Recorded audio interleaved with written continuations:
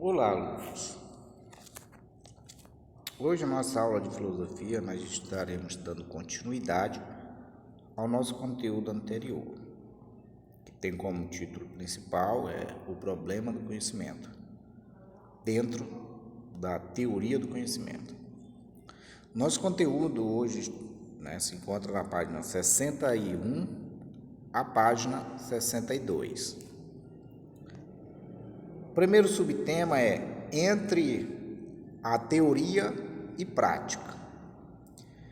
O termo arquiteton, que em português significa arquiteto, em Platão e Aristóteles, designa por oposição ao operário ou artesão que executa o trabalho, o profissional que dirige os trabalhos do alto. Sua habilidade é de ordem intelectual, essencialmente material, ou matemática, possuindo os elementos de um saber teórico. Ele pode transmiti-lo por um ensinamento de caráter racional, muito diferente da aprendizagem prática. Então, esse tema, entre a teoria e a prática, teoria e prática, nós podemos pegar esse exemplo que está no nosso livro didático, ou no nosso livro, em PDF, no grupo, que é o seguinte: é muito diferente um conhecimento teórico, ou seja, aquilo que você diz e não aquilo que você faz. O teórico é esse, a parte teórica é a parte em que você diz uma coisa, ou melhor, você ensina alguém a fazer alguma coisa, mas você mesmo não faz. Então ele vive ou ele está ali na teoria. O exemplo aqui é do arquiteto, O conhecimento do arquiteto, ele, no caso aqui, ele está mais voltado a cálculo e ao conhecimento intelectual, nesse caso. Já a execução do trabalho, porque foi idealizada ali pelo arquiteto, certo? Vamos dizer, a pessoa que coloca a mão na massa para fazer a obra, aí sim, esse seria a prática. Só que um conhecimento ou conhecimento teórico normalmente também está voltado a um conhecimento que você aprende na escola. Você aprende na escola várias coisas e tem aquela pergunta: para que é que isso vai me servir na vida?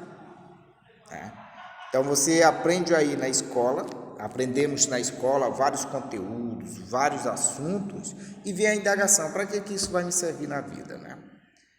Então, o conhecimento teórico é o que é ali passado na escola. O conhecimento prático é quando você pega aquele conhecimento que você adquiriu na escola e vai ali colocar em prática. Então, a teoria é muito diferente, porque o saber teórico ele é transmitido por ensinamento do caráter racional, muito diferente da aprendizagem na prática. Tem muita gente que não estuda, um conhecimento, por exemplo, pedreiro. Poucos pedreiros formados. Porém, com a medida que ele vai ali fazendo, trabalhando naquela profissão, ele acaba aprendendo aquela profissão. Ele vai aprender na prática. Enquanto tem outros que primeiro estudam, tem muitos que estudam, depois vão para a prática. A diferença entre um e outro é que na parte da questão de quem estudou a teoria, quando passa para a prática, normalmente economiza alguma coisa, traz algo de novo, mas o prático está ali, fez e aprendeu, ou aprendeu fazendo. O conhecimento como justificação teórica. Ao falar do conhecimento, usamos basicamente o termo problema. Essa expressão vem do grego e significa literalmente obstáculo, aquilo que está lançado, o que é saliente, certo? Então, quando nós falamos de conhecimento, já vem ali o termo problema. Por quê? Porque normalmente você só tem um determinado conhecimento quando passa por determinada situação. Ali você obteve o conhecimento. Certo? Por isso que se fala aqui que o termo, ao falar do conhecimento, usamos bastante o termo problema. Essa expressão vem do grego e significa literalmente obstáculo. Certo? Porque o conhecimento, para ele ser construído, tem várias etapas.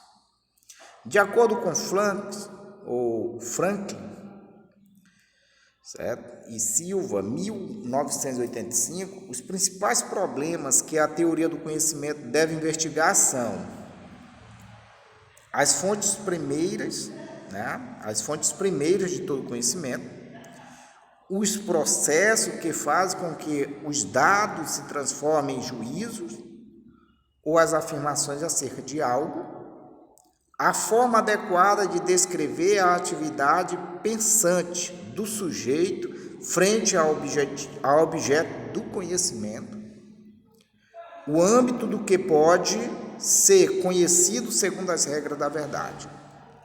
Então, esses aqui são os pontos que devem ser investigados no conhecimento.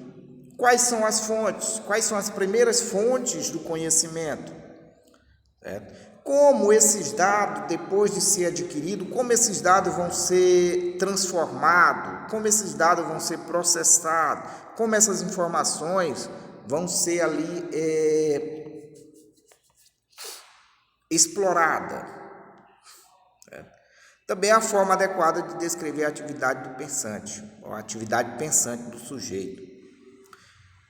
Então, isso aqui são as partes ou os principais problemas que o conhecimento deve investigar.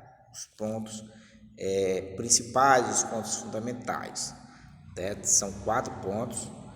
E aqui nós temos as fontes de conhecimento. Várias fontes de conhecimento. Para nós conhecermos a história, né, a história antiga, o povo antigo, existia o quê? Existia, vamos dizer, o povo pré-histórico, que a história passou a ser história depois da escrita, mas antes da própria história havia o povo pré-histórico, né? Que vamos dizer aquele povo que era mais nômades, né? Os nômades. Então, para conhecer a vida, para conhecer os costumes, estuda-se o quê? Estuda fósseis, né? Uma das principais fontes de conhecimento que se tem hoje para se conhecer é o povo, vamos dizer, o povo da pré-história, eram as pinturas nas cavernas, certo? Então, são fontes de conhecimento. Aqui na filosofia vamos ver as fontes de conhecimento. Um dos temas tratados na teoria do conhecimento é que se enquadra no problema das fontes do conhecimento, certo? Vejamos. Entender o quê? Entender a relação entre sensação, crença e conhecimento. Certo?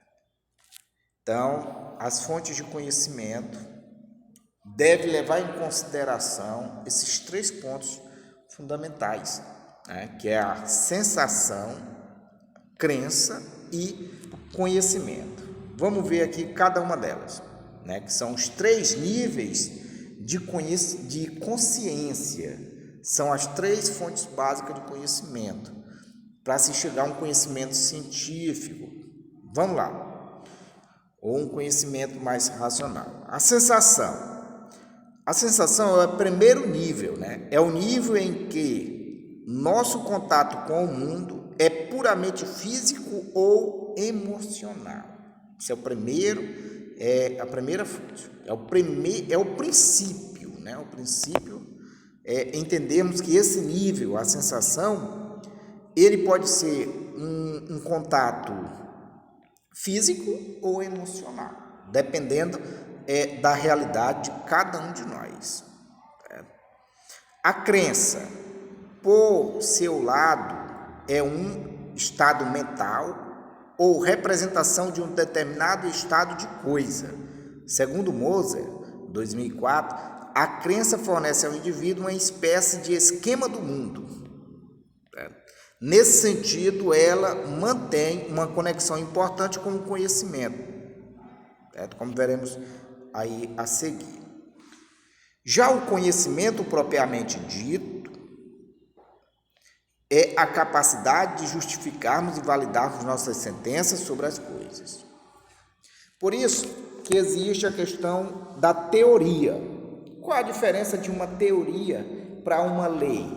Por exemplo, existe a teoria da evolução. Certo? Existe a teoria da evolução. Certo? É uma teoria. Por quê? Porque ainda não teve assim uma capacidade de justificar e validar esse conhecimento. Certo? Aí nós podemos dizer o seguinte: mas existe a lei de Newton. Existe a lei de Newton, a lei da gravidade. Por que é lei? Porque já foi justificado e foi validado. É um conhecimento que foi analisado, comprovado, passou por todos os processos e esse foi comprovado. Então, o conhecimento, certo? O conhecimento propriamente dito é a capacidade de justificarmos e validarmos nossas sentenças sobre as coisas. Então, o conhecimento propriamente dito é aquilo que já é validado, aquilo que por meio da razão, por meio do estudo, por meio de várias pesquisas foi comprovado, certo? Mas tem várias teorias. Essas teorias são conhecimentos? São conhecimentos e ajudam no desenvolvimento intelectual do ser humano, certo? E facilita, porque são teorias que, vamos dizer, são teorias que ajudam, né, a entendermos o mundo, ainda que não sejam leis. E a nossa atividade faça uma pesquisa acerca da diferença entre teoria e prática. E a segunda defina com suas palavras os 3 níveis de consciência. Certo? Essa é a nossa atividade. E bons estudos. Qualquer dúvida nós estaremos aí à disposição.